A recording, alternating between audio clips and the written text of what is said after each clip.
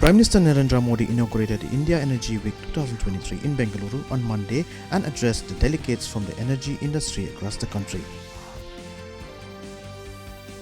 In poll-bound Meghalaya, filing of nominations gained momentum on the sixth day today. Several prominent personalities, AITC Chief Charles Pingrove, the State BJP Chief Ernest Mauri, sitting BJP MLA AL Haq filed their papers today.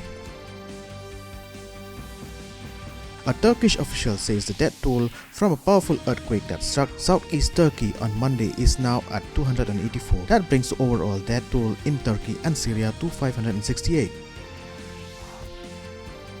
Information Broadcasting Minister Anurag Thakur has congratulated India music composers and producer Ricky Cage on becoming the only living Indian to win the Grammy thrice. Petrol dope with 20% ethanol was rolled out on Monday at select petrol pumps in 11 states and union territories as part of a program to increase use of biofuels to cut emissions as well as dependence on foreign exchange draining imports.